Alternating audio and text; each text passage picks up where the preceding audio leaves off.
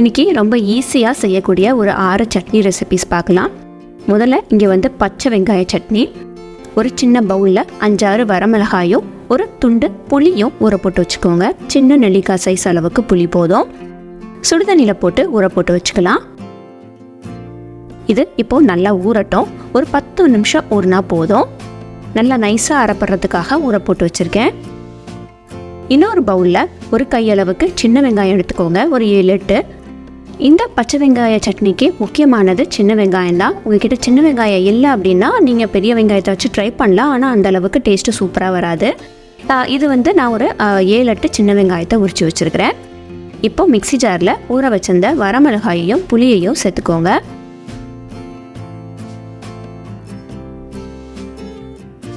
இது கூடவே 2 கொத்து கருவேப்பிலை, அடுத்து 2 டேபிள் ஸ்பூன் நல்லெண்ணெய் சேர்த்துக்கோங்க. இதை தாளிக்கிறதோ வறுக்கிறதோ நம்ம பண்ண போகிறதில்ல. பச்சையாக சாப்பிட்றதுனால நல்லெண்ணெய் ஊற்றுனீங்கன்னா தான் உங்களுக்கு அந்த காரம் தெரியாமல் இருக்கும், வயிற்றுக்கும் ஒன்றும் செய்யாது. உப்பும் ஜாகரி பவுடரும் சேர்த்து விட்டுக்கிறேன். இதை முதல்ல ஒரு பல்ஸ் கொடுத்து எடுத்துகிட்டு வந்துடலாம். இந்த மாதிரி குறைப்பாக அரைச்சதுக்கப்புறமா உரிச்சு வச்சுருந்த சின்ன வெங்காயத்தை சேர்த்துக்கோங்க. இதை ஒரு 2-3 தடவை பல்ஸ் விட்டு எடுத்துகிட்டு வாங்க. நைஸாக அரைக்கிற மாதிரி அரைச்சிட வேண்டாம், பல்ஸ் விட்டு மட்டும் எடுத்து வச்சுக்கோங்க. ஒரு தடவை நல்லா கலந்து விட்டுட்டு திரும்ப ஒரே ஒரு பல்ஸ் கொடுத்து எடுத்துட்டோன்னா உங்களுக்கு பச்சை வெங்காய சட்னி ரெடி ஆயிடுச்சு. இது வந்து இட்லி தோசைக்கு மெயினாக பழைய சோறுக்கு செம்ம காம்பினேஷனாக இருக்கும், ரொம்ப நல்லாயிருக்கும். கட்டாயம் ட்ரை பண்ணி பாருங்கள். எப்படி வந்துச்சுன்னு கமெண்ட் செக்ஷனில் மறக்காமல் சொல்லுங்கள். இப்போ அடுத்த சட்னி ரெசிபி பார்க்கலாம். இது வந்து ரோசாப்பூ சட்னி. என்னடா ரோசாப்பூன்னொன்னே ரோசாப்பூ வச்சு செய்ய போகிறேனான்னு பார்க்காதீங்க. இல்லை, இதுவுமே சின்ன வெங்காயம் வச்சு தான் நம்ம பண்ண போகிறோம். சின்ன வெங்காயம் ஈஸியாக உரிக்கிறதுக்காக இங்கே வந்து நான் சுடுதண்ணியில் போட்டு ஊற போட்டு வச்சுருக்கிறேன். அதே மாதிரி கண்ணுமே எரியாமல் இருக்கும் இந்த மாதிரி நம்ம பண்ணோன்னா.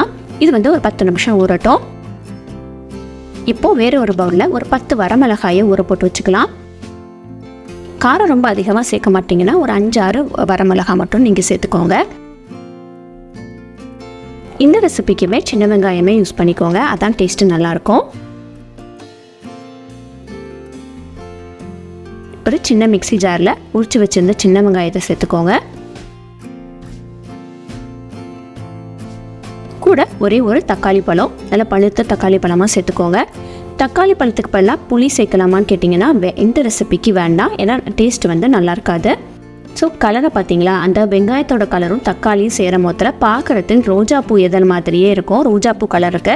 அதனால தான் இந்த சட்னியை ரோஜாப்பூ சட்னின்னு சொல்கிறாங்க. அதுக்கப்புறமா நம்ம ஊற வச்சிருந்த வரமிளகாயையும் உப்பையும் சேர்த்து விட்டுட்டு இதை நல்லா ஸ்மூத்தாக அரைச்சி எடுத்து வச்சுக்கோங்க.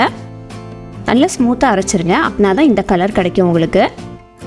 இப்போ ஒரு தாளிக்கிற கரண்டி இல்லைன்னா ஃப்ரைங் பேனில், ஆக்சுவலாக இந்த சட்னிக்கு தாளிப்பு வந்து ஆப்ஷனல் தான், நீங்கள் வேணும்னா தாளிச்சிக்கலாம், இல்லைனா அப்படியே கூட சாப்பிட்லாம்.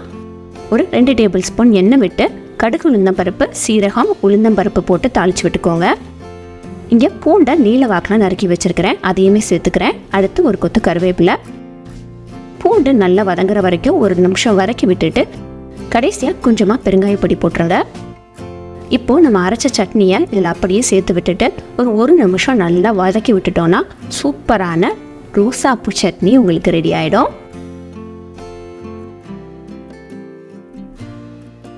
மூணாவது ரெசிபி நம்ம இன்றைக்கி பார்க்க போகிறது பால் சட்னி. பொதுவாக சட்னிக்கு பாலெல்லாம் ஊற்றி அரைக்க மாட்டோம், ஆனால் ஒரு தடவை இதை நீங்கள் ட்ரை பண்ணி பாருங்கள், செம்ம டேஸ்ட்டாக இருக்கும். இங்கே 1/2 கப்பு துருவன தேங்காய் எடுத்து வச்சுருக்கிறேன். தேங்காவை இந்த ரெசிபிக்கு மட்டும் நீங்கள் துருவி சேர்த்துக்கோங்க. சில்லு எடுத்து அரைக்கிறதுக்கு பதிலாக துருவி சேர்த்திங்கன்னா அந்த ப்ரௌன் கலர் இல்லாமல் சட்னி வந்து நல்லா பளிச்சுன்னு வெள்ளை கலரில் வரும். அடுத்து சின்னதாக பச்சை மிளகாய், கொஞ்சமாக இஞ்சி, ஒரு சின்ன சைஸு புளி, ஒரு கொத்து கருவேப்பிலை. அடுத்து 2 டேபிள் ஸ்பூன் பொட்டுக்கடலை சேர்த்துருக்கிறேன். வழக்கமாக நம்ம சட்னிக்கு அரைக்கிற மாதிரியே தான், ஆனால் இங்கே என்ன மாற்றோம்னா தண்ணிக்கு பதிலாக பாலும் பூண்டுக்கு பதிலாக இஞ்சியும் போட்டு நம்ம அரைக்க போகிறோம். செம்ம டேஸ்ட்டாக இருக்கும். பெரிய ஹோட்டலுக்கெல்லாம் போனீங்கன்னா தேங்காய் சட்னியாக அவங்க இந்த மாதிரி தான் அரைப்பாங்க. இதுலேயுமே நீங்கள் கருவேப்பிலையை அப்படி பச்சையாக போடாமல் எண்ணெயில் வறுத்துட்டு அதுக்கப்புறம் போட்டு அரைச்சிங்கன்னா இன்னுமே டேஸ்ட்டு சூப்பராக இருக்கும்.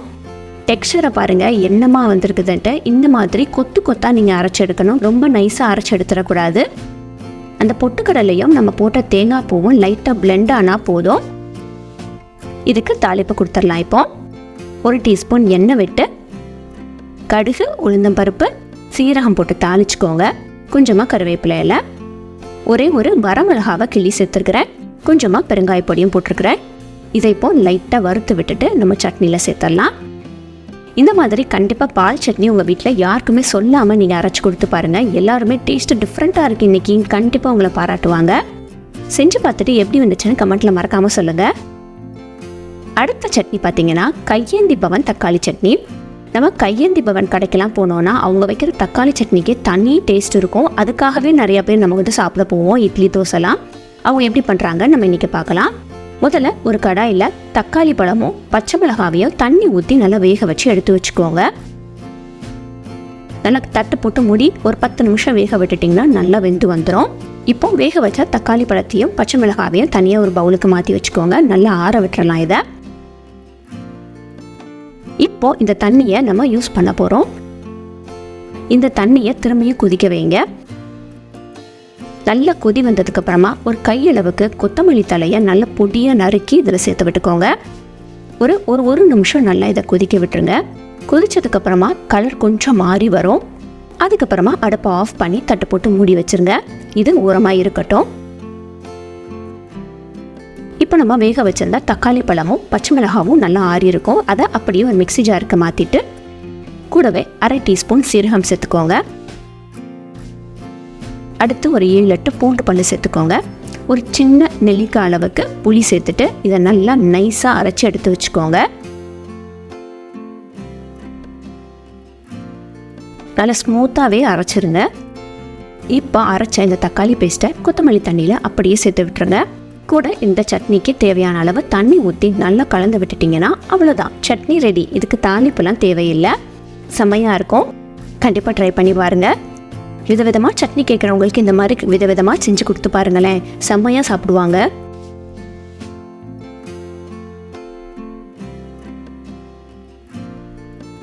அடுத்து 5வது சட்னி பார்த்தீங்கன்னா அதுவுமே ஸ்ட்ரீட் ஸ்டைல் ஸ்பெஷல் தான். தள்ளுவண்டி கடை கார சட்னி. அதுக்கு டேரெக்டாக ஒரு மிக்ஸி ஜாரில் ஒரு கையளவுக்கு சின்ன வெங்காயத்தை சேர்த்துக்கோங்க. கூடவே 5-6 பல்லு பூண்டு, ஒரு பாதி பெரிய வெங்காயத்தை சேர்த்து விட்டுக்கோங்க. இந்த சட்னிக்கு பார்த்தீங்கன்னா சின்ன வெங்காயமும் பெரிய வெங்காயமும் நம்ம சேர்த்து போட்டோன்னா டேஸ்ட்டு சூப்பராக இருக்கும். அதே மாதிரி 2 தக்காளி பழம், ஒரு 1/2 டீஸ்பூன் சீரகமும் சேர்த்து விட்டுக்கோங்க. காரத்துக்கு ஒரு 4-5 வரமிளகாய் சேர்த்துருக்கிறேன். உங்களுக்கு நல்ல சூப்பராக கலர் வேணும் அப்படின்னு நினச்சிங்கன்னா பாதி வரமிளகாவும் பாதி காஷ்மீரி சில்லியும் சேர்த்துக்கோங்க. இதுக்கு தேவையான அளவு உப்பு, அந்த காரத்தை பேலன்ஸ் பண்ணுறதுக்காக 1 டீஸ்பூன் சர்க்கரை சேர்த்துருக்கிறேன். கூடவே 1 டீஸ்பூன் ரெட் சில்லி பவுடரும் நான் போட்டிருக்கிறேன். நான் இங்கே வரமிளகா தான் ஃபுல்லாக யூஸ் பண்ணியிருக்கிறதுனால கலருக்காக 1 டீஸ்பூன் காஷ்மீரி சில்லி போட்டிருக்கிறேன். இதை நல்லா நைஸாக அரைச்சி எடுத்து வச்சுக்கோங்க. நல்லா ஸ்மூத்தாக அரைச்சிருங்க. இது இப்போ ஓரமாக இருக்கட்டும்.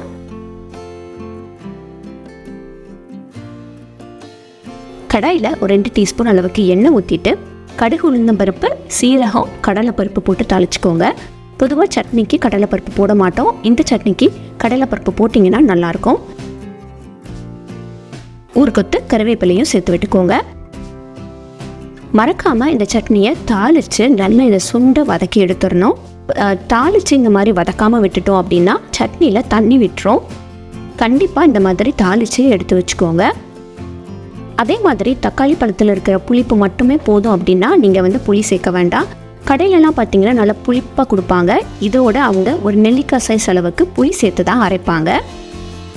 இதை வந்து லோ ஃப்ளேமில் ஒரு தட்டு போட்டு மூடி 3-4 நிமிஷம் நல்லா கொதி விட்டுருங்க. கொதிச்சு வர வர நல்லா சொண்டி வந்துடும். இதை வந்து நீங்கள் 2-3 நாள் ஃப்ரிட்ஜில் வச்சு கூட சாப்பிட்டுக்கலாம், கெட்டு போகாது.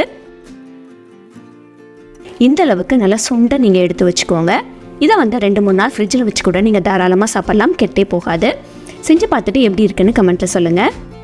அடுத்து லாஸ்ட் சட்னியாக பருப்பு சட்னி. இந்த பருப்பு சட்னி இப்போல்லாம் முக்கால்வாசி பேர் வீட்டில் யாருமே பண்ணுறதே இல்லை. இது ரொம்ப ஓல்டு ஃபேஷன் சட்னி அப்படின்னு ஆகிப்போச்சு. ஆனால் ரொம்ப ரொம்ப ஹெல்த்தியான சட்னி, உடம்புக்கு ரொம்ப ரொம்ப நல்லது. 1 டேபிள் ஸ்பூன் துவரம் பருப்பும் 1 டேபிள் ஸ்பூன் உளுந்தம் பருப்பும் போட்டு வறுத்து விட்டுக்கோங்க.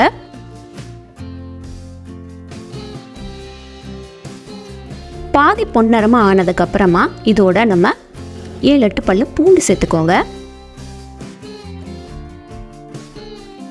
ஒரு சின்ன சைஸு இஞ்சி சேர்த்துக்கோங்க. இந்த அளவுக்கு போதும். அதையுமே நல்லா வறுத்து விட்டுக்கலாம். அடுத்து 2 பச்சை மிளகாயை கிள்ளி சேர்த்துருக்கிறேன். நான் யூஸ் பண்ண வெரைட்டியில் வந்து காரம் ரொம்ப இருக்காது, அதனால 2 போட்டிருக்கிறேன். இது கூட 3 வரமிளகாய் சேர்த்துக்கோங்க. இது எல்லாத்தையுமே நல்லா வறுத்துக்கலாம். இது எல்லாத்தையுமே ஒரு 2 நிமிஷம் வறுத்து விட்டுட்டு ஒரு 3-4 கொத்து கருவேப்பிலை சேர்த்துக்கோங்க. கருவேப்பிலை நல்ல மணம் கொடுக்கும். கருவேப்பிலை சேர்த்து 2 வதக்கினதுக்கப்புறமா ஒரு பெரிய வெங்காயத்தை நான் அதில் சேர்த்துருக்கிறேன். பெரிய வெங்காயம் சேர்த்ததுக்கு அப்புறமேட்டியே நீங்கள் 1 டேபிள் ஸ்பூன் அளவுக்கு நல்லெண்ணெயை சேர்த்து விட்டு வதக்க ஆரம்பிச்சிருங்க. இதை வந்து ஒரு 3-4 நிமிஷம் நல்லா வதக்கி விட்டுறலாம்.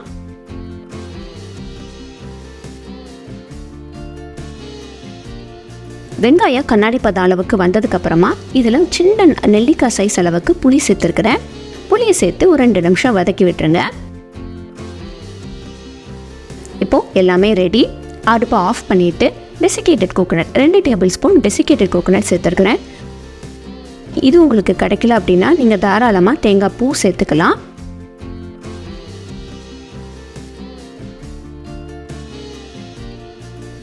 இதை இப்போ நல்லா கலந்து விட்டுட்டு நல்லா ஆற விட்டுறலாம். ஆறதுக்கப்புறமா அதை ஒரு மிக்ஸி ஜாருக்கு மாற்றிடுங்க.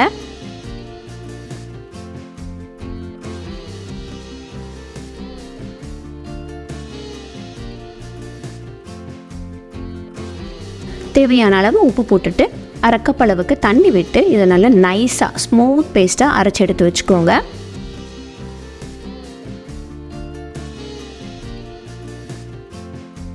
இதுக்கு ஒரு சின்ன தாளிப்பு வழக்கம் போல் சட்னிக்கு தாளிக்கிற மாதிரி தாளித்து விட்டுறலாம். 1 டேபிள் ஸ்பூன் நல்லெண்ணெயில் கடுகு பொரியவும் உளுந்தம்பருப்பு சேர்த்துக்கோங்க. உளுந்தம்பருப்பு பொன்னிறமாக ஆகவும் கருவேப்பிலை 2 வரமிளகாவை கிள்ளி சேர்த்துருக்கிறேன். கொஞ்சமாக பெருங்காய பொடி ஒரு வதக்கி விட்டுட்டு இதை அப்படியே தாளிப்பா சட்னியில் ஊற்றிட்டோன்னா பருப்பு சட்னி ரெடி. இந்த சட்னி எல்லாத்தையுமே உங்கள் வீட்டில் ஒன்றா ட்ரை பண்ணி பாருங்கள். எப்படி வந்துச்சுன்னு கீழே கமெண்ட் செக்ஷனில் மறக்காமல் சொல்லுங்கள். இன்னும் நீங்கள் பிரியா விஜய் கிச்சன் சேனலை சப்ஸ்கிரைப் பண்ணலைன்னா மறக்காமல் சப்ஸ்கிரைப் பண்ணிக்கோங்க. தேங்க்யூ. தேங்க்ஸ் ஃபார் வாட்சிங்.